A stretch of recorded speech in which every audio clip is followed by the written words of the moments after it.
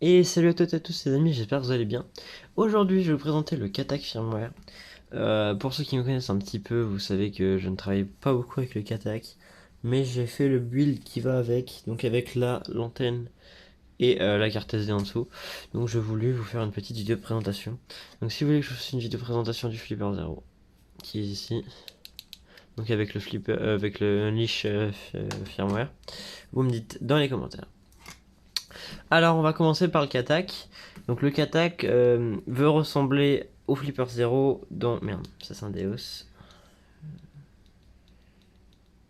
Le Katak voudrait ressembler au. Si veut bien faire le focus. Au Flipper Zero, regardez, si je vous montre les menus. Voici les menus du Flipper Zero. Et voici les menus du Katak. Vous pouvez voir que c'est approximativement la même chose. Disclaimer, cette vidéo est juste pour à but préventif, pour vous montrer comment fonctionne le Katak et ce qu'on peut en faire. Je teste tout sur des réseaux privés qui m'appartiennent, donc ne refaites pas ça dans le public. Donc on va commencer par la catégorie settings. Donc vous avez le brightness, donc la luminosité, le screensaver pour mettre le chat ou du noir. Le reset Kadegochi, c'est pour reset le Tamagotchi. Donc, comme sur le flipper, vous avez un Tamagotchi. Vous voyez, là il y a mon Tamagotchi. On ira voir après sur le Katak.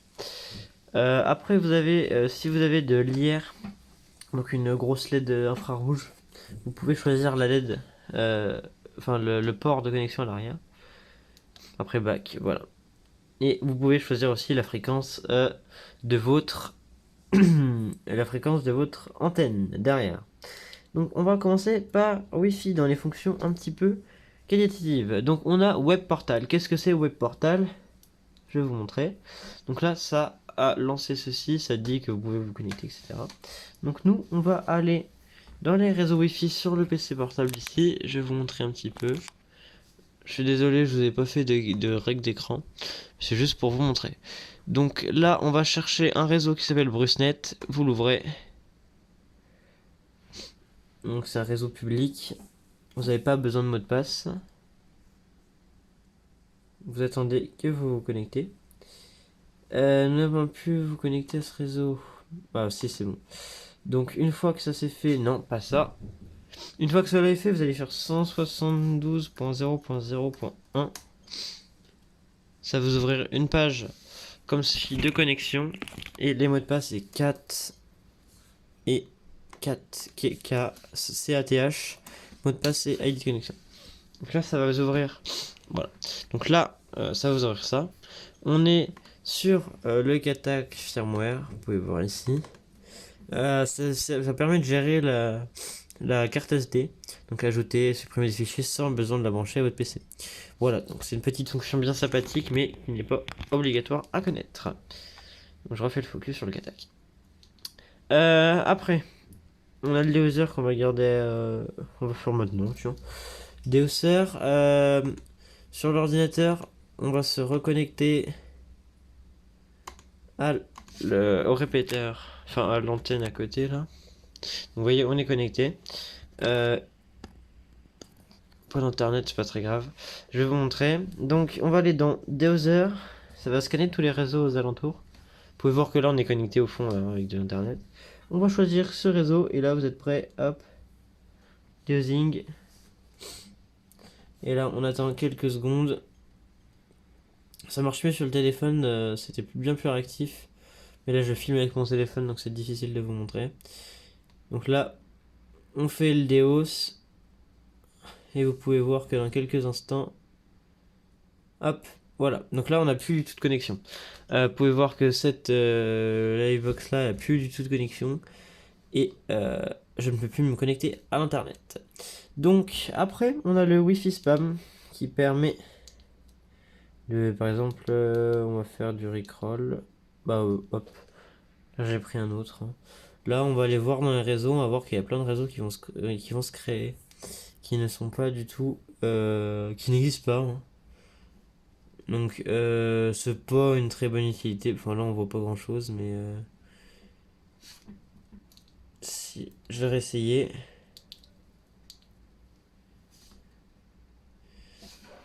Voilà, là vous pouvez voir qu'on a un Rickroll dans les mots de passe. Enfin dans les Wi-Fi, ça n'a pas grande utilité. Bad Portal, une utilité assez fréquente. Vous pouvez voir qu'on peut utiliser du custom HTML sur la carte SD. Voilà, donc là je l'ai lancé. On va attendre un petit peu que le Wi-Fi se lance et que les autres réseaux se suppriment. Donc là il y a encore tous nos anciens réseaux. Et là vous avez Free Wi-Fi. Donc Free, attends, je vais faire le focus sur le PC. On va mieux voir. Donc là on va se connecter à Free Wi-Fi. Et là ça va vous ouvrir automatiquement cette page là, qui est une page de connexion, une page de connexion Google. Donc vous marquez vos mots de passe, etc.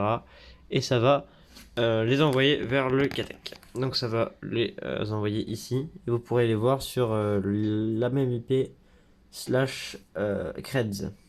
Et vous pouvez changer le nom slash SSID. Donc voilà. On a Word Raving aussi ici. Là, on va attendre un petit peu. On se retrouve quand c'est fini. Voilà. Donc là, on peut voir que c'est fini. Ça sauvegardait tous les réseaux avec la fréquence, etc. autour de nous. Donc sur la carte SD. On voit pas très bien sur le Katak. Mais ça sauvegardait tous les réseaux autour de nous. Voilà. Donc nous, on s'en sert pas trop. Ça n'a pas grande utilité. Donc là, il redémarre le Katak. On se retrouve maintenant. Ah ben non, c'est bon. On va aller dans infrared. Donc ça, c'est tout ce qui est infrarouge. Ça, c'est le remote, c'est pour tout ce qui est écran, etc. Je vais pas le faire parce que j'ai rien qui peut fonctionner avec ça autour de moi. Et après, quand on rentre dans ce mode, ce qui est un peu chiant, c'est que vu que le mec des Katak met plus 3 jours, on y est bloqué. Donc on va redémarrer le Katak. Voilà. Donc là, il se charge. Si vous voulez que je fasse une démo de Bruce, dites-le moi dans les commentaires. J'aime bien Bruce, donc si vous voulez que je le fasse, avec plaisir. Là, IRSend, pour envoyer une certaine fréquence IR. Donc là, vous pouvez voir qu'on va dans IRSend. Ça, c'est Coming Soon, pareil. Ça, c'est dispo sur Bruce. IR Record, pareil. Etc., etc. Télé Bigone, bah, c'est pour éteindre toutes les télés autour de nous. SubGHZ. Donc c'est là que le flipper va être important. Donc, on va faire un subsend. Hop, on va sur la carte SD. C'est en train de charger, j'ai l'impression. Je sais pas s'il y a grand chose sur les cartes SD à ce niveau-là.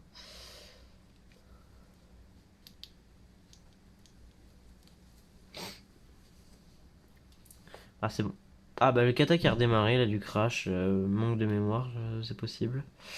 On va y retourner. Sub GZ. Là, on a un jammer, un monitor RF. Donc, nous, on aimerait faire un subsend. Donc là, on a tout, sub recording, etc. Nous, on va aller dans sub GZ. Donc, on attend un petit peu, on se retrouve quand c'est bon. Alors voilà, j'ai eu un petit souci de carte SD, c'est pour ça que je suis en train de la réinitialiser et remettre les fichiers de Katak. Donc on se retrouve dans quelques instants. Pour moi, quelques minutes, pour vous, c'est tout de suite. Et voilà, nous voilà avec le Katak qui marche correctement. On prend le flipper aussi. Donc on va scanner avec le Frequency Analyzer. On va aller par exemple ici.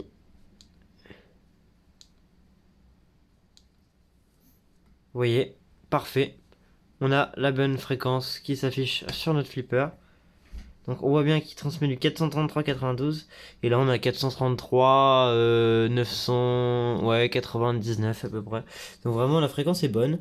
On a une bonne portée. Hein. Moi je me mets assez loin. Voilà. Franchement je suis super surpris. Si j'envoie par exemple... Là il record. Imaginons j'envoie je sais pas moi...